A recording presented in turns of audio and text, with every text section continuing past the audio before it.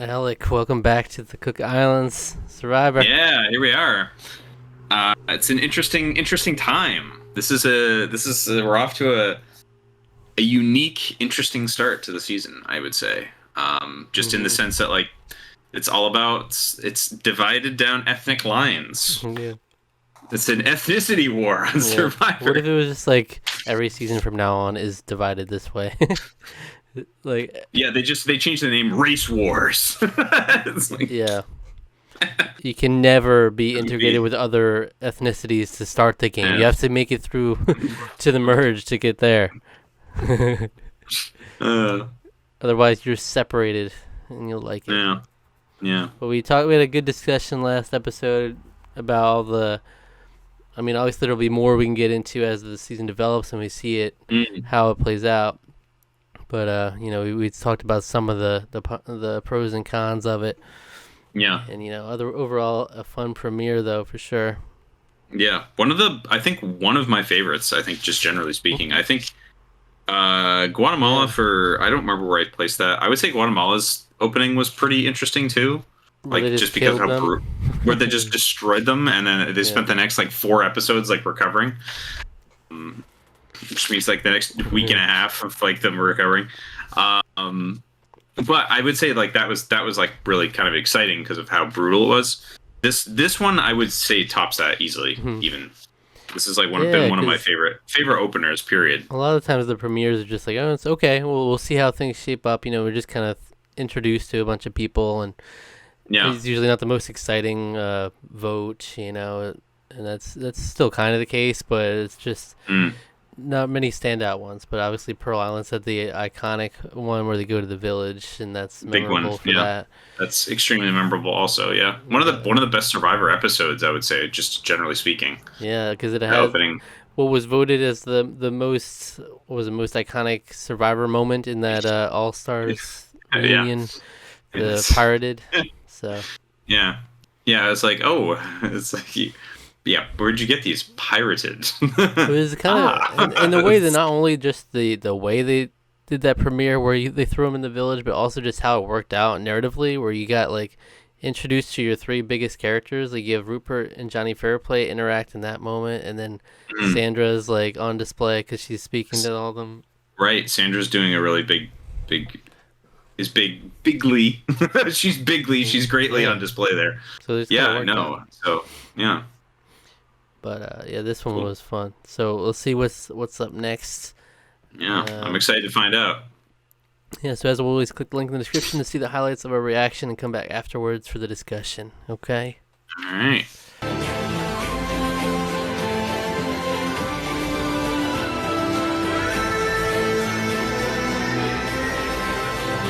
There it is. It's episode 2. Billy is voted out.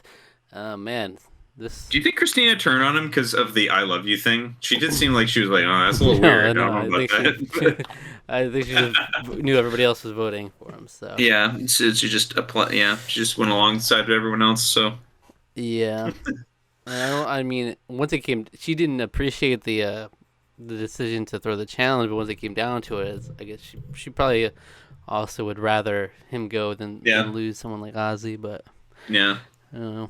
She did say she just wants him to not be hurt by it, the way certain other individuals are acting. All right, wow. So there's a lot in this episode. This another. Yeah, there was. They packed it full. I mean, Yule got the hidden immunity idol. That was a big deal. For sure. But the headline. All right. So this is the headline. This is definitely a memorable moment that people talk about from the season. Is the Candice from Raro tribe, and Jeff's reaction and Candice from Raro tribe. I mean, it was kind of apropos of nothing. Out of left field, you saw that weird moment earlier where it was we love you, and he's like, I love you. And then it's okay, that was weird, and you never expect that to come back up, but then it's a sneak attack. And then it's then he's no, that's why I want to keep fighting for it, and it's well, he's I take that as my reward. Yeah, I think that's what he said. Yeah. It's and that's what Jeff is what? What do you mean? What does that mean? Just from that interaction alone. Yeah, That's he loves her. crazy. Wow. Never seen anything like it. It's iconic. So people do really bring that up. I mean, it is quite a moment. Yeah, because Billy's only there for 2 episodes, but he makes his mark with a statement like that. It's like the moment like that. Saying "I love you" to just some person that he's hardly interacted with, really. Because like clearly Candice is just saying that as like a nice comment, right? It's like we love you, like. Yeah, and then it's like, I love you. Because he just said I'm next. Like, what do you want me to say? What do you want to say? Oh, dang. All right. See ya. Oh, that's good. We love you. Them's the shakes, baby.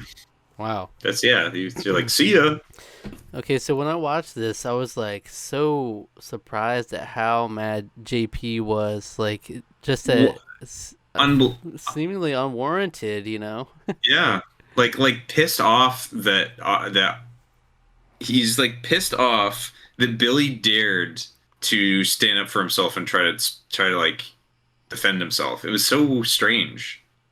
Mm-hmm. I'd never it was like he's just like disgusted by his existence or something, and then just it was so strange. He's sitting there just steaming after he had already even been voted out, and you could still see he was still mad about it.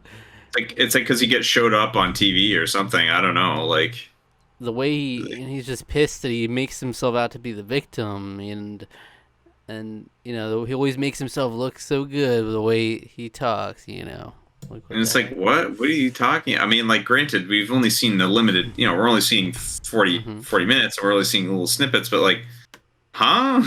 What? And we can't trust him. We can't trust him now. I can't trust him later. We don't really get that. We just see that he's not doing his work. Yeah, we see like his work ethic is like not as high as the other people, but like he's also not like athletic and not an outdoorsman. Mm-hmm. But he did say in confessional, he said, "I'm gonna let them do the I'm not gonna sweat it." They can waste the energy. Yeah. So it might be a little bit of lack of a work ethic. Yeah, but they're so pissed that they threw a challenge in that. It's such a questionable decision. Yeah, why would you do that so early? Especially we were even saying during the reaction, it's like, okay, you throw now, but like, what if you guys lose next time? You never know what's gonna happen in a challenge. You could have like the strongest tribe, and just something happens that happens to hang you up, and you lose the next one. And it's like, oh, if only we had that cushion there. Because just because Billy is there doesn't mean you're automatically going to lose. It's not like that bad, right? Right. Like, you could win with your dead weight still there, and then you always have that as a cushion, because it seems everybody was always going to just unanimously vote Billy, so. Right. Very weird, and like even as Jeff said, a 5-person tribe, you're already throwing a challenge, That's crazy. Yeah. Because like the only other time we've really seen that is when Johnny Fairplay, when that whole everything in Pearl Islands was that, and the tribe was really split. Yeah, and it backfired on them. They threw the challenge to vote out. I think it was Krista, and then that's where Burton got voted out, and he was the one who was like had this whole idea of let's throw the challenge. I guess there's less room for that to really happen here. You would think, just based on like logically, there's no way people will flip and vote Ozzy out over Ozzy or me, like whoever's thinking about it, over Billy, So they really think like they can definitely get him out, so they're not worried about them getting voted out. But I mean, if Christina had convinced Cece or Cecilia to vote that way, like all it did really take was a couple votes, and it was not that far of like an impossible thing happening. Yeah, really. But I guess they're willing to put up with someone that's conniving because he's a provider at this point. So right, but it's just it's wild. It's wild. Yes, it was wild. That was the wildest tribal I can remember this early on in the game, for sure. Yeah. I don't expect second tribal council to be all that exciting, but that was crazy. That was just like he was immediately like I get it is always have a little bit of a soft spot for the outsiders and whatnot. Mm. Though obviously didn't do himself any favors because, look, if you are the non-athletic guy, I think you kind of have to do the extra step of like make sure you're at least putting in the effort. If that's immediately gonna step your game up a little bit. Yeah, no, I agree. I think. So I don't think it's wise for someone in his position to be like, I'm gonna let them waste the energy, because early on it doesn't take much to get voted out. And if you already feel like an outsider, and then you feel like you're not as athletic as the other people, and then you also just don't put in the effort, like, yeah, that was an excuse. And I mean, this is an extreme example, but it literally straight up caused them to throw a challenge to vote you off. I mean, it's not good. No. Yeah, that is an extreme decision to make based on something so seemingly so minor. But if he had been like, he's always doing stuff. He might not be the most athletic, but he's always going out and grabbing stuff, helping around camp. Then it's like they don't have something like that to just point to. So even if they didn't throw the challenge and they go to a next vote, he was always going to be the first one voted out just based on that. Right. And it's true. It's true. If he had corrected that, then he would have definitely had a better shot. At least it might have been an uphill battle, but. So I mean, we had the little story with Christina about being a cop. Yep, and she took a bullet, and thought she was gonna lose her arm, but apparently they didn't operate, and she pulled through and got mobility back. So. And there's a little bit of disagreement between her and Ozzy, and like Ozzy, she feels like Ozzy always wants it his way, kind of thing, because he feels like he knows everything, and he might know everything, because apparently he's got a lot of experience outdoors. So this is kind of his element. Yep. So he's kind of the I like that. No, I'm not a leader. I just if I don't lead, it's basically like I'm not a leader. But if I don't say something, it's just gonna be done wrong. So I have to do it. So it's like. It kind of makes you a leader, dude. Like, I hate to say it. Just saying that everybody else is so incompetent that he has to, I have to stand up. Then we had Yule and Becky kind of bonding. Yeah. It was a neat little moment. Everyone's catching chickens. We had a chicken segment of this episode. So it seems like Raro is not having. Hasn't had many more encounters with chickens since they lost. No. Theirs. Also, so there was a little bit of a moment there too. Adam got like really upset because Jonathan's like, I can't believe you guys haven't built a shelter yet. Yeah. Like, get up off the ground. Like, what are you doing? And he got like really upset about it for seemingly no reason. Also, where it was just like, I don't understand the point of it. And it was just sort of like, well, it'd be nice to get up off the ground and not be wet and uncomfortable. It's like, okay, well, you want it. But I don't know about anyone else. Does anyone else want it? Huh? Well, they're not saying anything. What's going on there? And then one of them speaks up and is like, well, yeah, I mean, it's already partway built, and it'd be nice to get up off the ground. Can't believe it. It's a waste of time. It's kind of like the moment where Judd in that one tribal council in Guatemala is like, yeah, do I let you talk? Or do I listen to you? Do I hear you out? Good. Do I let you talk? Yeah, and then you don't really care about the answer. Meanwhile, Rafe is sitting there like dissociating. Basically, he's just staring straight ahead, trying to ignore everything that's going on. Yeah, you're raising your voice and asking people like, "What do you think? What do you think?" You don't care about the answer, so it's like no, you don't. You just you care about being a big man on campus or something, whatever his deal is. And if you're talking like that, obviously you're naturally going to make people want to be like, oh yeah, you're right, just to not be put in an uncomfortable situation anymore.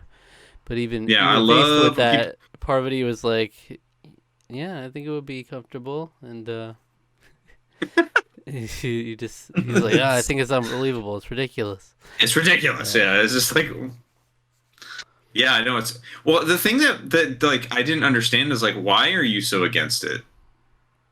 Like getting up off the ground. He's like, what benefit? He even says something like, what benefit does it have? And it's like, bro, What are you saying? He's one of those people probably that like don't like to do any work they don't have to do. You know, like so he's like, if it's not absolutely necessary, I don't want to waste my time doing it. You know, like he'd rather just chill. He'd rather just chill. Like maybe a little lazy. Yeah, we haven't seen enough, but that's kind of what. No, well, that's what Flicka. That's her name, right? Oh my god! It sounds like you're saying something horrible every time. Flicka. I thought that's what she was saying about how they don't seem to want to do any work. Yeah, she did say that. Yeah. About these young people, you know, get some young people together. It's kind of like the Amazon where you had like Jenna, Heidi, and Alex. They're all like just laying around and letting other people do the work. You know. Yeah. It happens sometimes. Yeah. But it's kind of like, it's almost like you're being confronted with the fact that like maybe you're lazy, and so you get on the defensive, and maybe, it's like, oh, so it's not necessary. That's why I don't want to do it. It's not because I don't feel like getting up. It's not because I don't want to do it. It's because it's not necessary, and I need to conserve my energy. That's right. But we also speaking of younger tribes, I would say as a whole, Puka is also mainly younger, except for Cowboy, who is not. He's an older, first generation Vietnamese and refugee. Yes, so he's a little bit more at odds. It looks like that's going to continue to be. He has different sensitivities or lack thereof. So he's sort of a little ruffling some feathers over there because he's like, I don't have a problem with making stereotype jokes because like they don't hurt me. I think they're funny, and it's like sometimes you gotta laugh at yourself, and sometimes they're not. I mean, they're not true. We're poking fun at it, but they're like, yeah, but we're not comfortable with it because, well, I mean, I'm sure there's however many other people. There's probably four completely different reasons why that none of them are comfortable with it. I think of a few. You know, they said a couple of them. They're like, it kind of like will reaffirm in people's minds that it's like true if you're true, and like this is it's not just like we're talking by ourselves. This is a televised thing, and it's a racially divided like season. It's a whole thing, so it's like you kind of don't want to draw attention to like stereotypes. You know, that was was worried about that from the beginning. So like, you can. It's fine to own it and say you don't like you want to take it in your own hands. I'm not afraid to laugh at myself and all that. Not be offended by it. That's fine, but you have to remember that you are with people who are potentially offended by it. Like, you do sort of have to parse it out a little bit there. It's like, okay, they're, maybe you feel that maybe too sensitive about it, but it's like, well, you got to respect some of those boundaries, I think, sometimes. First of all, you're playing Survivor. So first of all, you don't want to piss people off because you're playing Survivor. I think that goes part and parcel. I think. Second of all, even if you're just with people in this situation, it's like if all of them are saying they don't want to hear the jokes, like who are you telling the jokes for? Just yourself. Yeah. If you're doing that, then just say don't do it. It's like I got to tell you this next one though. It's not about us. What do you call? And they're like, no, they don't even acknowledge it. They're like, they just completely ignore it and continue with the previous train of thought. We're about like, well, we don't like this guy. And the freaking preview is like, Cowboy turns up the volume. Yeah, why? He turns up the volume. Turns up the volume. Hopefully, it's not. Interesting decision. Yeah. Media reward was interesting. It was Cook's journey, is what I called it, or Cook's capers, I guess you could say. It was sort of fine. It was sort of like they didn't really know how to film it, really, so it was sort of just kind of all over the place, and just it was all right. Knots and whatnot, Yeah. And it also wasn't interesting because one tribe was not trying. Because they were throwing. Yeah. It was like whatever Jeff said one thing. It was like he's like Aita's on a holiday or something like that. And then when Yule found the idol, there's very similar parallel to Panama, where Terry, the first time he's out there, he's like, I found it in 15 minutes. I don't know how much time Yule spent. Yeah, it's hard to gauge, these kinds of things because you're not out there. You don't know how actually difficult it is, but it didn't. It's like difficult. I try to sort of tell by like lighting. So like when he got, it looked like it might have taken like a a couple of hours because this did look like the sun was setting by the time he was looking for it. So he may have like just surveyed the island, done like a little bit of this. It's barely an island; it's more like a sandbar, really. So you like go out to the island and just sort of surveying it and sort of figuring it out, and then the clue, and then sort of piecing some stuff together. So it might take him like a couple of hours, maybe, but that's not even a couple hours of him actively looking. That's just how long he was out there for. Right. So what I'm saying is, like, on a challenge, you can see people side by side, comparatively seeing how they're doing. With something like this, you can never really tell because we're not there. You can't tell if it's like the clues are easy, if Yule was just did exceptionally well at finding it, or if like any other person in his position would have also found it pretty quickly. You don't really know that. So it's like, kudos to him for finding it, but I don't know how impressive it was exactly. I mean, it did seem the clue was fairly easy. It was basically telling you almost everything. Like the first part of the clue we got last time was basically like make a letter, like something about a letter with the ship's mast. Mm. This clue then said like basically was like you have to make it with one of the islands, and then you have to hide hide the main island. So like it told you like 2 or 3 different steps of things that you had to kind of do. And it was like, I mean, it didn't specifically spell that out. It was a little bit more obfuscated in a riddle, but it doesn't take a rocket scientist, Dave.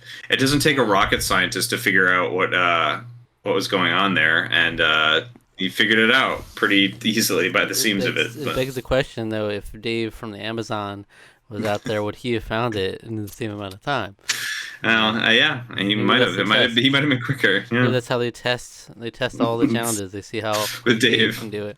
Well, if a rocket scientist can figure it out, he is a resident rocket scientist. He tries out all the challenges and finds the idol. That'd be amazing. They get him on staff just because that was his profession. Yeah, that's great. It was a cool moment though. He was chilling out there on Exile. It was a good episode, I would say, overall. I mean, really good. Both episodes so far just had a lot to sink your teeth into. There's moments with each tribe, and then. Well, so we didn't comment Hiki at the very beginning. We didn't spend a lot of time with him this episode. But Nate, they're trying to make a fire. They had the flint. Nate's trying really hard. He can't get anything going, and then eventually, I don't remember which was it. Was it Chris? Was it who was it? Was it Stephanie? I don't remember who it was. Someone started the fire. Mm-hmm. They were all just happy. I think it might have been Stephanie. Yeah, and they were all really just like thrilled, and Nate was hugging everybody, and they were all hugging and cheering, and it was great. It was a great moment, Yeah, we're like, man, if JP was there, he probably would have been pissed off. Like he would be like really angry if Billy had found a way to. He just seems like an unpleasant person, like. Just based on that. And based on that, it was just like wildly petty. It just seemed so mad. Like the fact it wasn't just like a silly drama. It was like he was heated. Yeah. He was like flaring up, like he's ready to attack. He's so pissed. It's like, geez, man, chill. He's gonna go. The man is gonna go very soon. You can come down. You can come down. Poor guy. Yeah, so. But yeah, I guess we didn't get much from Hiki because I guess they just weren't giving us as much drama as the other tribes were. They were just in harmony over there. Yeah, they got fire and chilling. So what would you give your MVP to for this episode?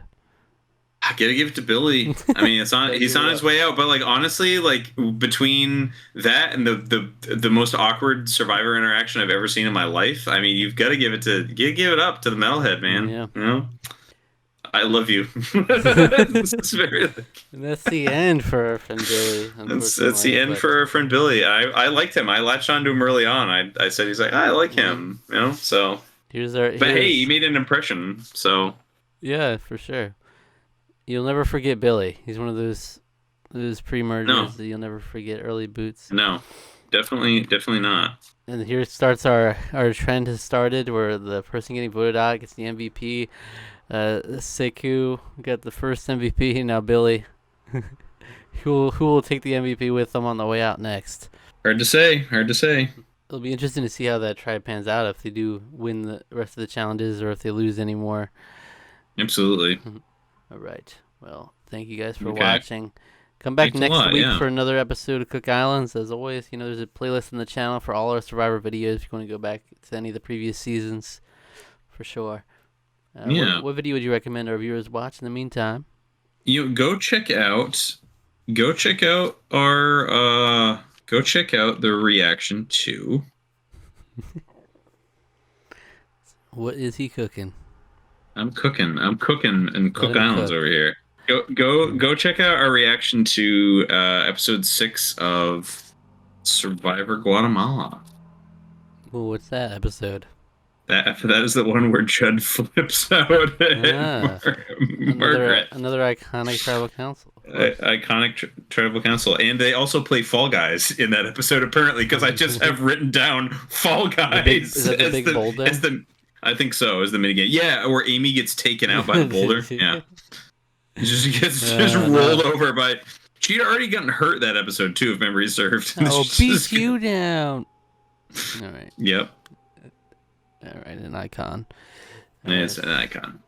Thank you for watching. Subscribe to the channel. If you enjoyed, like the video, leave a comment, and if you do, we'll be sure to read it in the next episode of the Tarqaron podcast. All right, click the link in the description for our social media and hit the notification bell. Ding dong.